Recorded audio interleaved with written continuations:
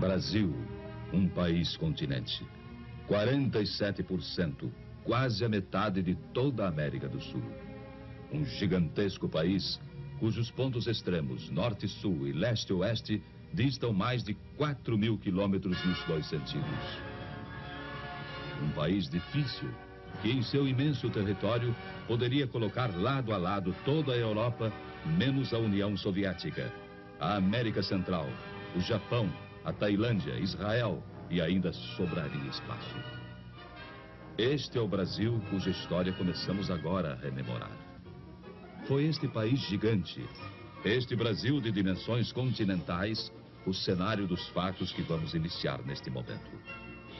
E que começamos a recordar na imagem de jovens que ainda eram crianças quando tudo aconteceu, ou de crianças que nem sequer haviam nascido quando tudo se passou. Dos que não puderam viver as experiências daquela época. E assim, a eles, aos jovens, aos que não viviam ainda, dedicamos principalmente este programa. Bem como a todos aqueles que aos poucos foram esquecendo os dramáticos instantes de 11 anos atrás. Quando o Brasil era outro, era o Brasil de ontem. Uma nação no momento histórico de uma gravíssima opção. E voltemos, portanto, um pouco ao passado. Sem ódios nem rancores, apenas para comparar. Foi há muito pouco tempo, apenas 11 anos. E o Brasil sofria uma de suas piores crises. Greves sobre greves, ameaça de guerra civil, caos quase incontrolável, deterioração econômica e financeira, indisciplina invadindo os quartéis, inflação galopante, forçando para o alto, praticamente a cada semana, os preços de tudo. Foram momentos terríveis.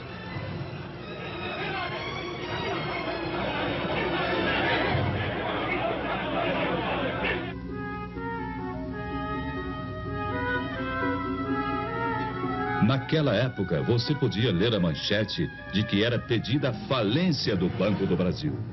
Eis uma daquelas manchetes. Hoje parece humor negro, diante desse gigante que é o Banco do Brasil, já se afirmando no mundo inteiro. Mas aconteceu. Os jovens de hoje, é certo, não se lembram disso. Eram crianças naquele tempo. Tempo de incertezas. O mundo num de seus melhores períodos de prosperidade. E o Brasil, uma triste presença entre as exceções. Apontado como devedor difícil, de chapéu na mão, mendigando apoio. Pedindo o reparcelamento de compromissos financeiros vencidos. Em situação de quase insolvência. E visto por sua importância no continente como um barril de pólvora, cuja explosão levaria também o caos às nações vizinhas. O Brasil é um país enfermo, dizia-se lá fora. Será uma nova Indochina. O gigante está de joelhos. Essa é a opinião corrente. Fazendo ainda mais triste a nossa imagem pelo mundo afora. Pois o que se dizia no exterior apenas retratava nossa real situação, sem saber como seria o dia de amanhã. Ao sabor de sucessivas crises, mergulhados num cotidiano de boataria e de incertezas. Foram tempos difíceis. Você se lembra? Você, chefe de família. Você que não era criança há 11 anos atrás. Vocês que viveram aquele tempo. Vocês se lembram? Ultimatos ao Congresso. Agitações de rua, insegurança, ameaças aos jornais, agravamento da crise econômica e financeira. Já então, total descontrole inflacionário. E tamanha desorganização, tamanho caos, em tudo deixava sua marca. A produção se desarticulava. Faltavam os gêneros de primeira necessidade. Pedíamos de joelhos aos credores que esperassem por nós. Havia greves ao menor pretexto, filas para tudo. E, em última análise, quem sofria era o povo, que era levado às ruas para pedir, talvez nem ele mesmo soubesse o quê. Perplexo, sem ter para quem apelar. À espera de uma solução, fosse qual fosse. E por pior que fosse, melhor seria do que solução nenhuma. pois aos poucos o país ia resvalando para o impasse final. Você se lembra? Facções extremistas ameaçavam entrar em choque e não faziam segredo da posse de arsenais e depósitos clandestinos de munição. Era o caos irremediável que chegava a passos largos.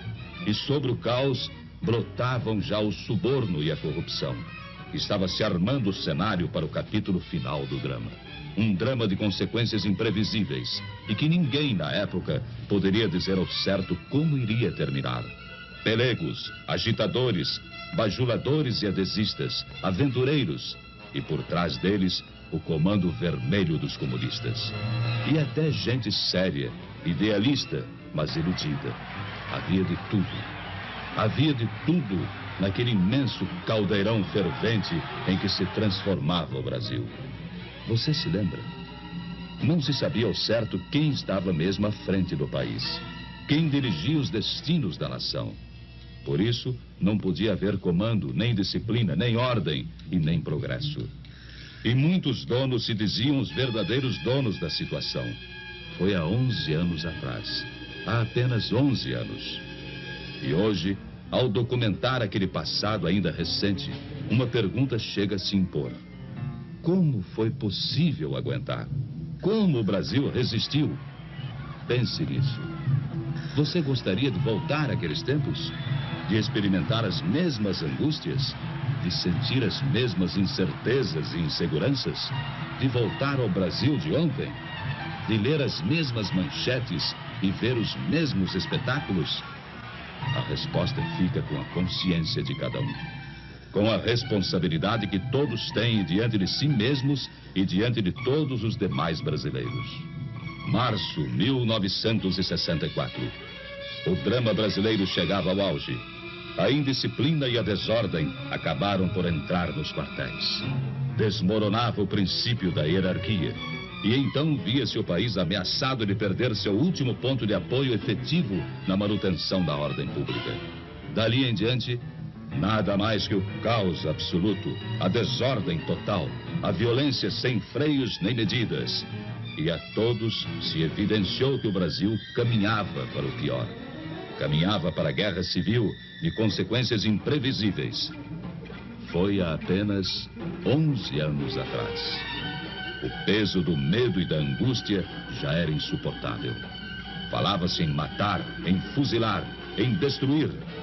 A união de pelegos e comunistas afiava suas armas. E tudo indicava que nos próximos dias, ou nas próximas horas, brasileiros se lançariam contra brasileiros. No norte, no nordeste, no sul, nas cidades, no campo, em toda parte. Você se lembra? Era o Brasil de ontem. O Brasil de 11 anos atrás.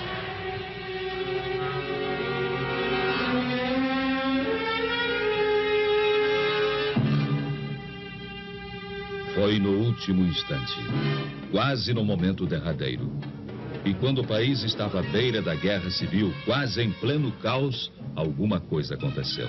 Era impossível continuar suportando tantos desmandos, tanta incompetência, tamanha anarquia. E o clamor de vozes conscientes encontrou eco em soluções inadiáveis. E as Forças Armadas, elas próprias, mais do que ameaçadas, foram chamadas, praticamente intimadas, a cumprir a missão que o momento lhes impunha. Restabelecendo a ordem e livrando o país dos trapos vermelhos que ameaçavam sufocá-lo.